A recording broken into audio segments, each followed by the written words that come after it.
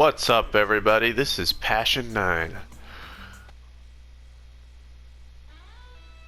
And I want to talk about Attack on Titan Final Season, Episode 10. Let's get into it. Now, I will say right off the bat, not a whole lot happened in this episode. Well, I shouldn't say not a lot went down, but, well, not a lot happened. It was kind of a transitional kind of thing, you know? Not to say it is a bad episode or that not enough went down. It was just like kind of wrapping up a lot of stuff that happened in episode 9, really. It feels like it's just cramming in what it can that couldn't fit into that episode, you know what I mean? So just kind of filling in whatever was left to fill in, and yeah. So we start this episode with Eren and Hanji. First off, it was nice to finally find out that, because I don't think it was super clear in episode 9 that when Eren was staring into the mirror, you know, and chanting fight, fight, fight, he was actually locked up. He's in the dungeon. He's in jail. The scouts have him reprimanded, so that's interesting. I kind of thought that was like his private quarters, or like, I don't know, some just stony looking bathroom, but no, he's in a cell. And he's approached by Hanji, who is now commander of the Survey Corps, and she is, well, kind of taunting Eren here. She's just like going on and on about the fact that he's talking to himself and he's chanting into the mirror like that. And she's like, yeah, fight, fight. What, you're saying it twice. Does that mean there are two fights? She's just kind of like pushing his buttons a bit, I guess, to try and break through his angst. And it's an extremely entertaining scene. This scene was my favorite part of the whole episode, really. Just having Eren's reaction there, because it does kind of work. She does kind of stir him up a bit when she's talking about, you know, how like edgy he's become, and kind of mocking him for it. Even talking about his hair, like, yeah, I like your new hairstyle there. It's, when you have it out, it looks kind of carefree and laid back or whatever. So she just keeps like pushing him, and it works because Eren's like, what the did you come down here for? You know, like, what the fuck? What do you want from me? And he gets salty as hell towards Hanji, to the point where he almost transforms right there in the cell, and he boasts to her like, yeah, what do you think I'm gonna do? If I wanted to, I had the power now. The Founding Titan, Attack Titan, the Warhammer Titan. I could break out of this cell. I could break out of this dungeon and just like kill everybody if I wanted to. And you can't stop me. You can't stop the Beast Titan either. So he's like really flexing here and telling her like, I'm only a prisoner because I want to be a prisoner right now. So that's some creepy stuff. And then he grabs Hanji through the cell and he's like, what are you gonna do? You know, what do you think I'm going to do? And almost transforms right there. It's a scary little moment. And Hanji's just reeling from that moment. She's just like, Oh man, why did it have to be me who was commander? Why Irwin? Why did you choose me? Why does this have to be my job? Because as confident, as cocky as she seemed back there, she clearly is like afraid of what Aaron's become. She knows that he's become a potential loose cannon, you know? And that's something that runs through the whole episode, is that everybody's doubting Aaron now. Which, we've already caught some glimmers of back in episode 8. So, it's not surprising. But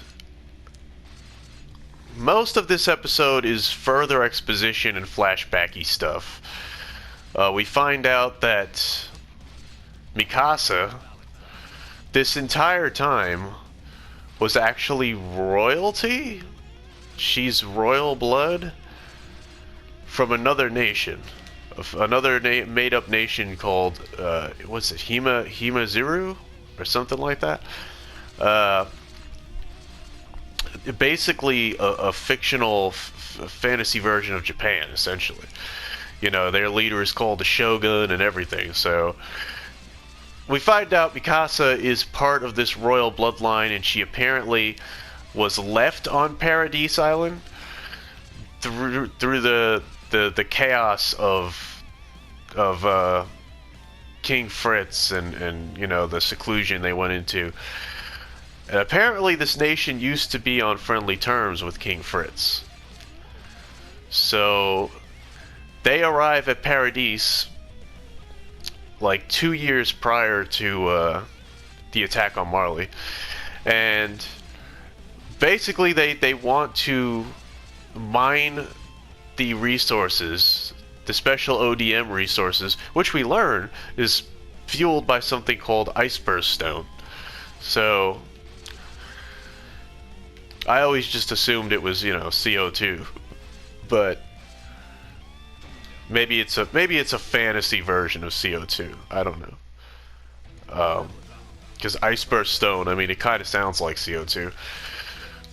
But they want to mine it. They want to mine it, and in return, lend their military support.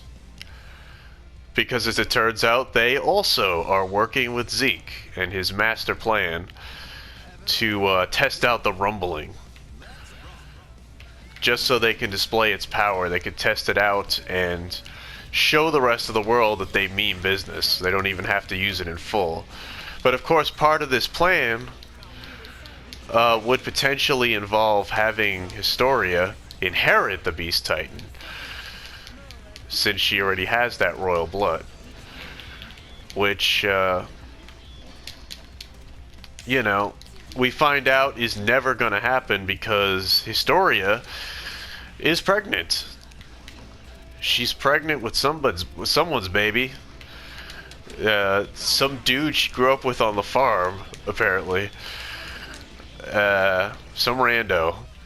And because of that, she cannot inherit the Beast Titan now. So that's an interesting detail. This plan that Zeke has just keeps getting more and more mysterious with each episode.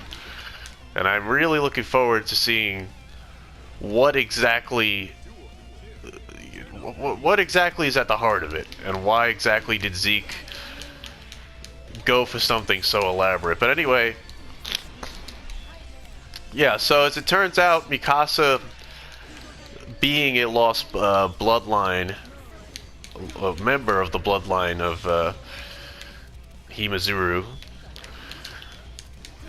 she is actually just being used as a bargaining chip. We find out that she's being used as a pretext to do this trading and basically just make a crap ton of money. So what initially seems like a sentimental reunion, they found their lost heir, and she reveals that she's had this mark, this seal on her arm, which we've never seen before. It's a little bit of an ass pull, but whatever. It's a lot to drop. It's a lot to drop down in the plot so late in the game. that Mikasa is actually royalty. I mean, we already knew that the Ackerman clan was a part of the royal guard for King Fritz, but to also reveal that she was royalty this whole time from this other foreign nation, I mean, it would have made more sense to me if she was just like I don't know, like a member of the race that was just, you know, maybe she was like some descendant of a warrior clan from them or something. But to be like some heir to, you know, the throne of this thing was like, that's a bit much. That's a bit much to drop for Mikasa's character. Not the best reveal I've seen. It's also kind of hard to tell how much importance this is even going to have down the line in the overall plot, because it's kind of brushed aside as soon as it's brought up. So you would think it'd be something a bit heavier, but it doesn't quite feel that way to me. It just felt like, okay, I guess we're doing this now. Not my favorite moment of the episode, but it might become more interesting as time goes on. We find out Zeke, that the one cool callback I did like was that we find out that Zeke introduced the ODM gear to the Himazuru people as a bargaining, telling them about the Iceburst Stone, and we find out it's the ODM gear that he stole from that dude way back in Season 2. Pretty much when the Beast Titan was first introduced. So that's a cool callback. It's cool to see that, you know, paid off. He did keep that ODM gear, and now we know why he took it in the first place. So that's neat. That I liked. But we got another moment of this episode where, what is it? Eren is explaining that he doesn't have much time left leading up to the attack on Marley. He doesn't have much time left to pass on his Titan, because apparently, and I don't know if this was a detail that I just missed in past seasons, but apparently those who inherit one of the 9 Titans, the 9 Super Titans, have a shortened lifespan. They don't get to live a full life.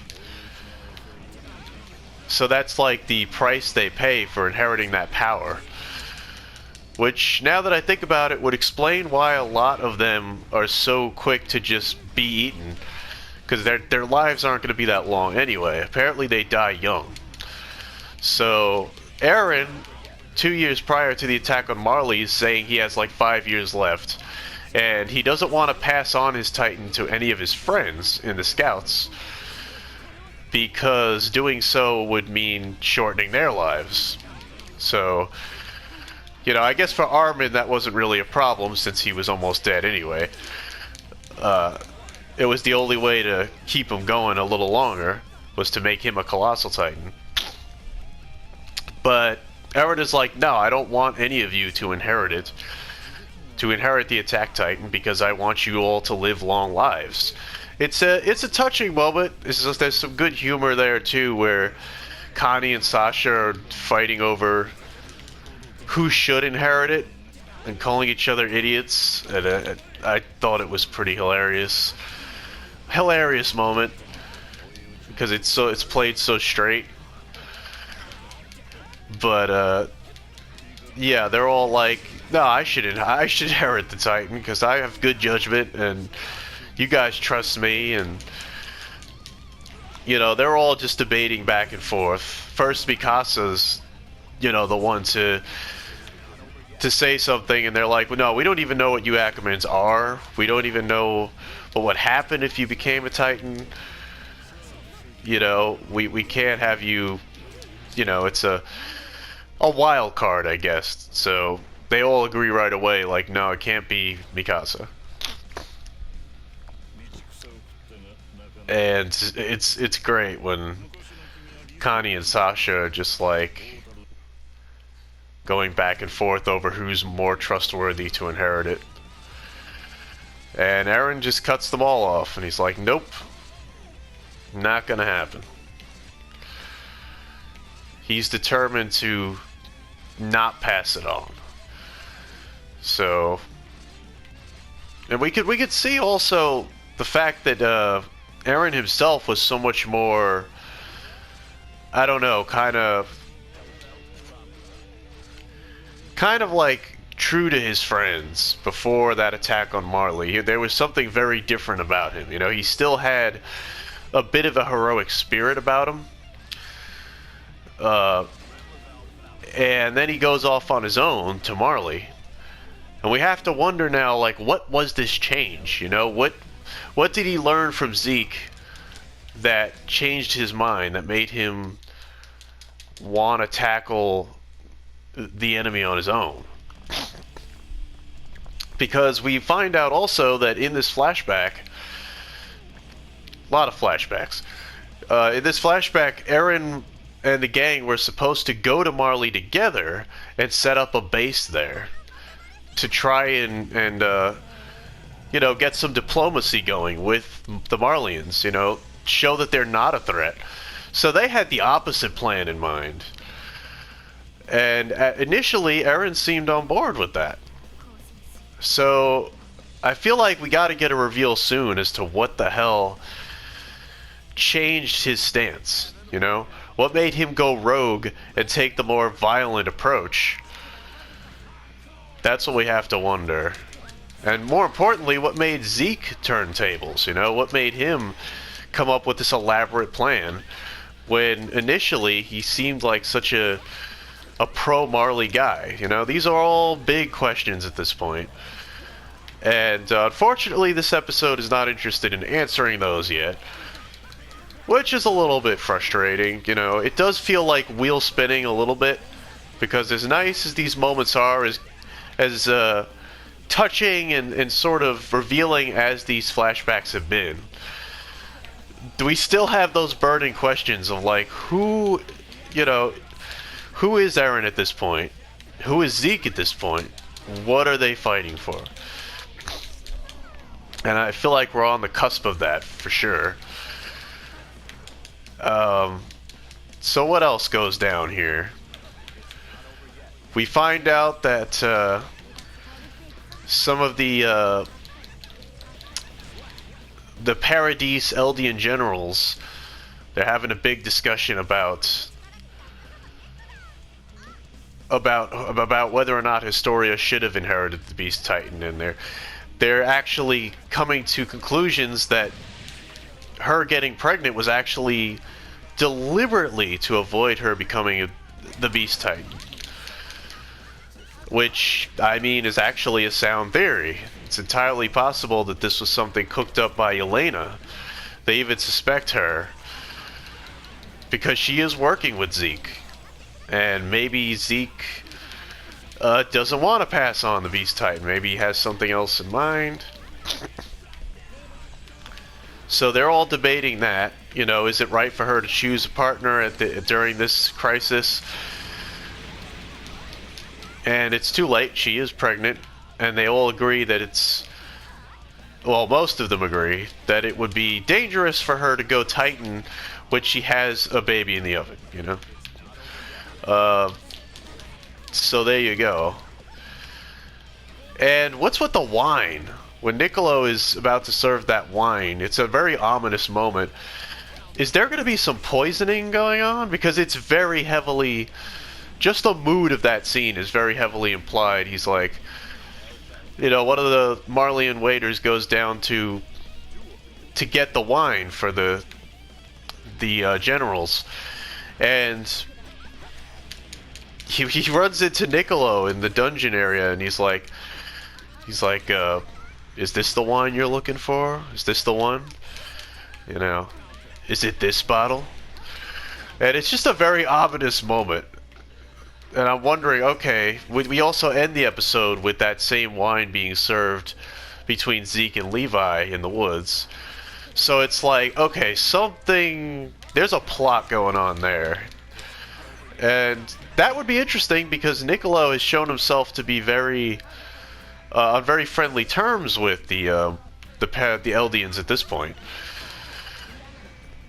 So why would he want to poison the people that he's become, you know, friends with? Or maybe there's a specific target he's going for, but... Or, more likely, maybe it's something Elena cooked up. Because, I mean, more and more I'm definitely suspecting that the Zeke faction has a lot of, like, sinister shit up their sleeves. I'm suspecting there's going to be quite a bit of sabotage going on. Because, I mean, just look at Yelena, you know, she's not the most trustworthy looking character or sounding one. And, you know, we can't trust Zeke entirely, so who knows what's going on there.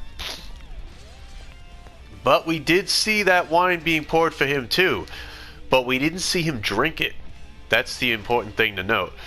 We see it get poured in his glass, but he doesn't drink it. Nobody's drinking it yet. The episode ends on that. So, who knows where that's going. But the final scene that really gets the tension going with this episode was, and it is a great little moment, where all the scouts are together, you know, Connie, Armin, Jean, they're all together, and Mikasa's there, and they're all discussing, like, can Eren be trusted anymore? Is he the same person they met, you know, that they fought alongside and were friends with? Because Connie brings up a lot of good points. You know, Mikasa's still defending Eren and saying, you know, he's our friend, whatever he does, it's for our sakes. And Connie makes some good rebuttals there, where he's like, yeah, but he also put us on the battlefield. He put us in danger. He got Sasha killed, you know, inadvertently, but he did get her killed. And most chilling of all, he's like, you know, what did he do? How did he react when she died? You know, when Sasha was dying, how did he react? You know, he laughed. There was this creepy laugh going on. And, you know, we still can interpret that as, you know, maybe it's because he was thinking of the memories with her. Maybe that was just, you know, one of those weird laughs that comes from, like, man, meat. Of course, that's her final word. Of course, that's her last dying breath is meat. Which is kind of funny when you think about it, but the others, you know, Armin and Mikasa were bawling their eyes out and crying, and, you know, they lost their friend, and Eren's just like, yeah, that would be her last word. It's a little callous. Like, what's going on there? He is not being himself anymore. And so Connie brings all this up, he makes a good point, and Mikasa and Armin are just like, well, you know what? We'll talk to him. You know, we are his oldest friends. We've been in this together since the beginning. Let's talk to him, you know, personally. Which would be great. Yes, please, for the love of God, somebody other than Hanji have a chat with Eren, because, you know, she tried. Hanji tried to break through and, like, you know, she even brings up when they first met, she's like, when we were talking about Titans all night long, you mostly just listen to me babble on and on. But we've known each other a while. But she hasn't known him as long as Mikasa and Armin. You know what I mean? That's his oldest friends. They're the ones that, if anybody could break through the angst of Eren and get some truths out of him, it would have to be Armin and Mikasa. So, you know, I'm all for it. I believe in that. Hopefully we get that in the next episode, which, according to the previews, will mainly revolve around Gabby and Falco breaking out of prison. They're going to break out of their jail, which is sounding like a pretty compelling turn of events. because we know that those two are probably going to have a big role in the plot going down the road. And damn it, there are only 6 episodes left. We are that far into the season. There's only 6 episodes left. Not a lot of plot left that they can squeeze in there, but I'm really, really hoping now that it is a split core, because there's no way in hell they are going to end the entire series in 6 episodes. They can't do it. Where we are now, there's just so much table setting, so much plot being set up that it's like, no freaking way. How could you end an epic series this big in 6 episodes? So there's probably going to be a final season part 2, like they did with season 3, or maybe we'll get a couple of movies. I'd be game either way, but damn it, Mappa, please don't rush the ending. Please, for the love of God, if Game of Thrones has taught us anything, you can't rush endings. Just get your ducks in a row. So I'm really hopeful. Like, you know, they're a great studio. They've been doing a great job. I hope they don't botch that. Because even if they came up with their own ending, even if they defied the manga, they only have 6 episodes to do it. Even then, I don't think it's possible. But we'll find out. We'll find out. We've only got another 4 weeks or so of this season to go. So soon we'll have the answers. But regardless, I'm so excited to see where these next episodes end up. But till next time, viewers, live for the passion. And hopefully I'll have more exciting bits to talk about. Not a lot of action in this episode, but I'm hoping things pick up a bit more in episode 11. See you guys next time.